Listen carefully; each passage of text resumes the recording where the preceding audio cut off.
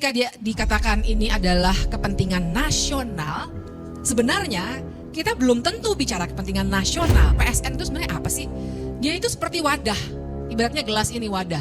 Apa aja yang masuk ke dalam gelas ini, dia akan mendapat banyak sekali keistimewaan. Bagaimana tolok ukurnya suatu proyek bisa masuk ke dalam wadah yang namanya PSN itu tidak jelas. Manfaatnya saya nggak bisa bilang ini memang manfaat buat warga, karena ternyata yang akan lebih diuntungkan adalah orang-orang yang pemilik modal itu. Bismillah, assalamualaikum guys, berjumpa lagi di channel Jurnal Terupdate. Oke guys, jadi kaget saat mengetahui ada berita yang baru-baru ini berseliweran di media sosial. Apakah benar proyek strategis nasional atau PSN ini adalah proyek rahasia bagi para pejabat elit negara? Jadi tak perlu berlama-lama, langsung saja kita simak bersama-sama bagaimana penjelasannya soal ini guys. Bismillah. Barangkali sebenarnya saya pengen mulainya dari, pada pernah baca novelnya George Orwell nggak? Yang judulnya 1984. 1984. Ada yang belum lahir. Udah baca atau belum? Ada satu terminologi menarik yang saya suka pakai untuk hukum. Apa coba tebak? Double speak. Jadi satu kata maknanya bisa double. Sebenarnya maknanya bukan itu. Contohnya aja dalam bahasa sehari-hari kita suka bilang, gimana Mbak perjalanan ke sini? Aman. Nah kita kan suka bilang gitu, aman. Aman itu bisa berarti ya telat-telat dikit lah. Bisa juga berarti ya saya akan on time, atau aduh saya sebenarnya males nih, cuma saya bilang aja aman gitu. Double speak tuh seperti itu. Sehingga saya menyambung apa yang dikatakan oleh Mas Antoni, bahwa ketika dia dikatakan ini adalah kepentingan nasional, sebenarnya kita belum tentu bicara kepentingan nasional. Karena makna kepentingan nasional itu nasional mana nih? Pengusaha nasional kah? Atau warga nasional, maksudnya kita warga? Atau apa? Atau penyelenggara negara? Karena di sini nanti kita harus lihat, kata orang kan the devil is in the detail. Setannya tuh ada di perincian-perincian kebijakan yang dibuat. Nah persis di situ persoalannya. Karena ternyata proyek strategis nasionalnya itu untuk apa dan untuk siapa? Itu pertanyaan besarnya. Karena kalau kita lihat data yang disediakan oleh mahasiswa saya ini, misalnya yang dihasilkan adalah, ini datanya data tahun lalu sebenarnya 2023. Ternyata ada 106 konflik agraria dari PSN-PSN yang ada di seluruh Indonesia.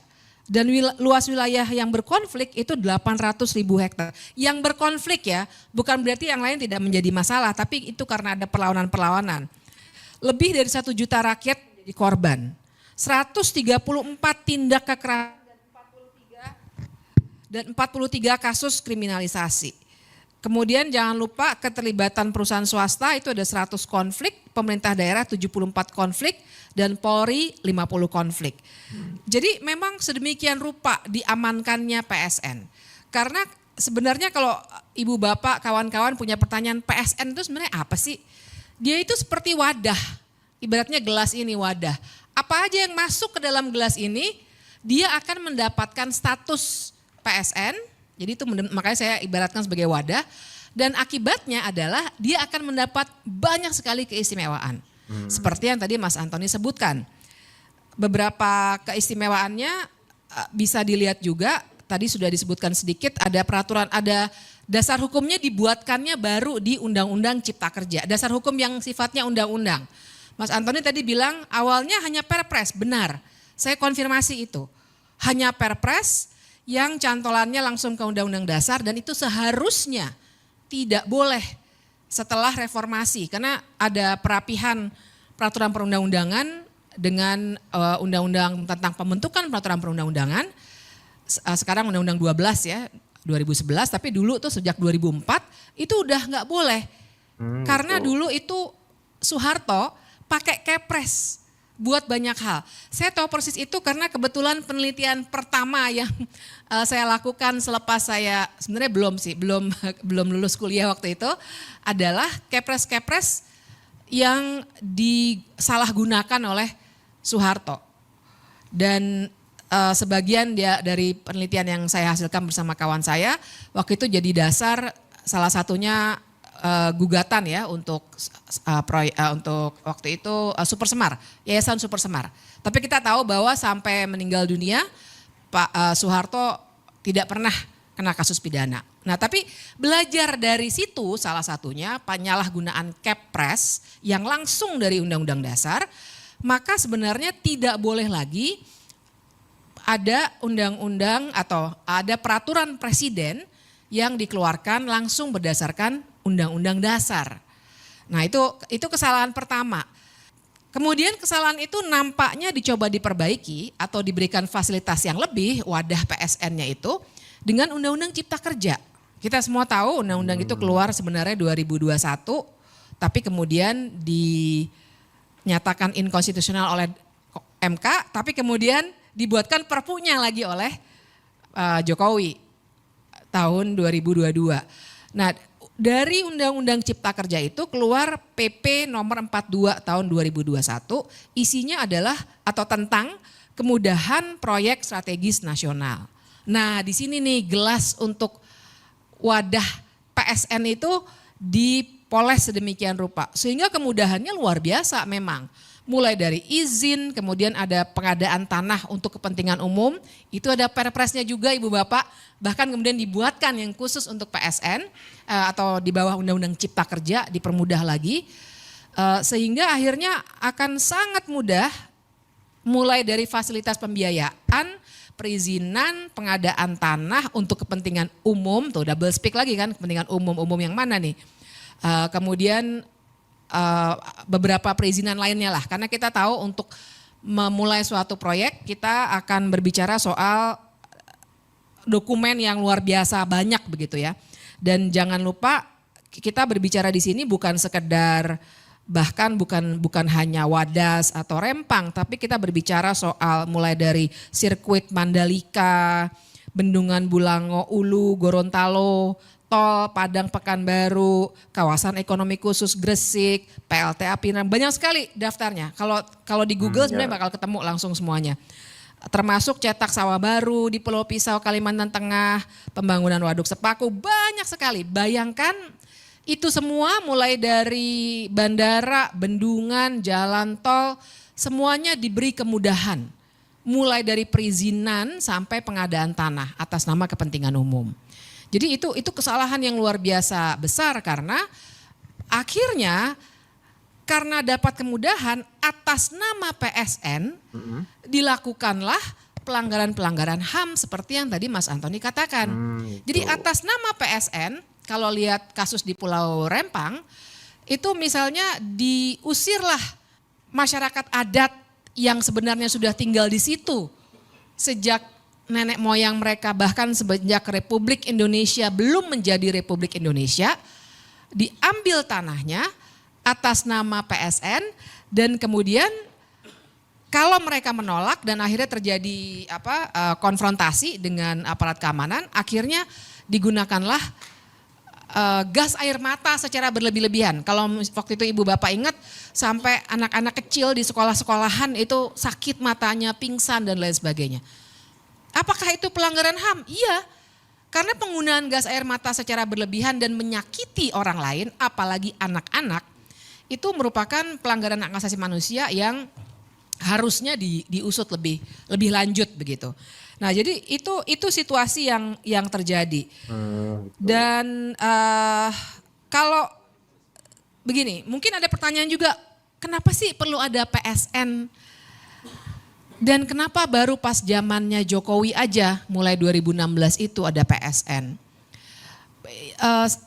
Saya kira kita semua tidak anti total pada pembangunan. Tapi masalahnya adalah bagaimana pembangunan itu dilaksanakan.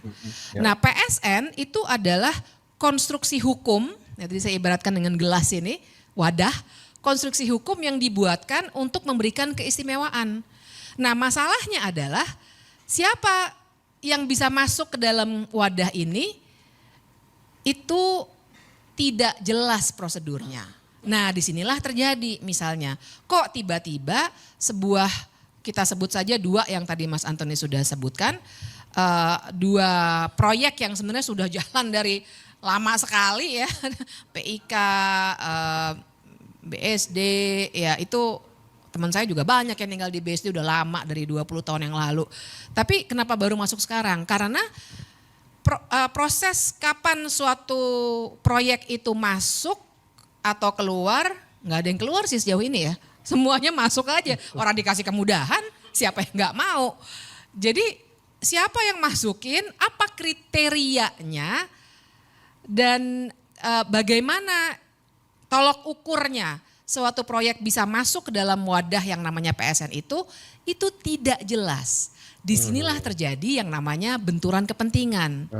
Jadi di sini kita bisa bicarakan tuh kalau kata orang-orang anti korupsi ini yang namanya state capture corruption. Sering juga kita pakai istilah ada conflict of interest. Tapi yang lebih gamblang untuk menunjukkan networknya atau jaringannya adalah kata yang tadi kata Mas Hersu, Mas Antoni sering banget nulis soal itu, yaitu oligarki. Karena justru cara bekerja oligarki adalah mereka akan masuk menggunakan lembaga-lembaga negara formal untuk membuat kebijakan-kebijakan yang menguntungkan bisnis mereka. Itulah oligarki. Kan di level untuk dengan pengusahanya namanya oligarki. Di level tengahnya di mana partai politik bekerja untuk kepentingan pemodal itu yang kita bisa namakan kartel politik. Dan itulah yang sebenarnya terjadi ketika akhirnya oligarki ibaratnya tuh dengan benturan kepentingan yang luar biasa, bahkan juga banyak sekali dan di antara pejabat kita yang sebenarnya punya bisnis atau paling tidak malah diberikan bisnis sebagai komisaris lah, sebagai pemegang saham lah, sengaja untuk tujuan itu. Karena dengan sendirinya ketika menentukan proyek yang ini masuk ya ke wadah proyek strategis nasional, tentu saja akan ada perundingan-perundingan yang sifatnya nggak bisa kita ukur secara hukum. Karena memang itu tadi kriterianya tidak ada, transparansinya tidak ada, tahu-tahu keluar aja perpresnya. Atau perpresnya, yang kan itu bentuknya perpres ya, daftar proyek strategis nasional itu. Tiba-tiba keluar, loh kok nambah nih, ada PIK, ada BSD, kaget juga kita. Karena proses itu tertutup. Gitu. Nah jadi kalau pertanyaannya apakah ini melanggar hukum atau tidak, jelas melanggar hukum.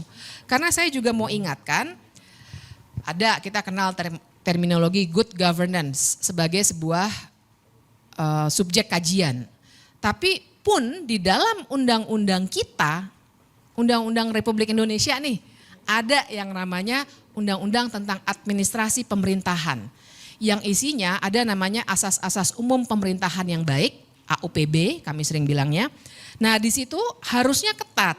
Ketika membuat kebijakan baru misalnya, tidak boleh dibuat tanpa ketelitian, tidak boleh dibuat tanpa adanya partisipasi, kemudian tidak boleh ada benturan kepentingan dan lain sebagainya. Itu ada, kalau teman-teman mau lihat buka aja Undang-Undang Administrasi Pemerintahan kalau saya nggak salah pasal 10. Tapi saya mau bilang ini bukan sekedar obrolan warung kopi. Memang secara hukum di dalam undang-undang kita ada aturan mainnya. Salah satunya tadi AUPB, tapi lebih dari itu ketika ada pelanggaran-pelanggaran pengambil alihan tanah dengan kekerasan, terus orang yang mempertahankan tanah dilempari gas air mata atau dihadap-hadapkan dengan aparat kepolisian ataupun tentara, itu juga sudah melanggar hak asasi manusia. Jadi luar biasa mudorotnya tuh daripada manfaatnya sangat-sangat luar biasa timpangnya. Manfaatnya saya nggak bisa bilang ini memang manfaat buat warga, karena ternyata yang akan lebih diuntungkan adalah orang-orang yang pemilik modal itu, yang seringkali kita kategorikan atau kita analisis sebagai oligarki. Oke guys, jadi sebelumnya ini juga ada berita di Pusat Pelaporan dan Analisis Transaksi Keuangan PPATK pernah mengendus dugaan dana tindak pidana korupsi pada PSN mengalir ke kantong ASN hingga politikus selama 2023. Kepala PPATK Ivan Yustiavandana mengungkap 36,81% dari total dana PSN masuk ke rekening subkontraktor untuk kegiatan operasional pembangunan. Ivan menjelaskan, berdasarkan pemeriksaan mendalam, transaksi yang tidak terkait pembangunan proyek itu teridentifikasi mengalir ke pihak dengan profil seperti ASN dan politisi. Uang itu dibelikan aset dan diinvestasikan ke sejumlah instrumen oleh para pelaku. Kendali demikian, PLT Deputi Bidang Analisis dan Pemeriksaan PPATK Danang Tri Hartono mengisyaratkan bahwa kasus-kasus dimaksud sudah ada yang ditangani oleh penegak hukum. CNNindonesia.com sudah berupaya meminta tanggapan ke Kepala Pusat Kebijakan APBN Badan Kebijakan Fiskal atau BKF Kementerian Keuangan Wahyu Utomo, namun ia menolak berkomentar terkait hal itu. Berdasarkan data Komite Percepatan Penyediaan Infrastruktur prioritas yang dipaparkan oleh Menteri Koordinator Bidang Perekonomian Erlangga Hartarto, pemerintah telah menyelesaikan sebanyak 190 PSN dengan total nilai investasi mencapai 1.515,4 triliun. Artinya, dana PSN yang masuk ke kantong ASN hingga politisi setidaknya mencapai 510,23 triliun. Dalam paparannya, setidaknya sepanjang 2023 terdapat 37 proyek yang rampung dan tersebar di seluruh Indonesia. Jadi itu berita dari cnnindonesia.com, guys. Jadi menurut kalian gimana, guys, soal video ini? Tulis komentarnya di bawah ini ya, guys. Saya izin pamit dulu. Wassalamualaikum warahmatullahi wabarakatuh.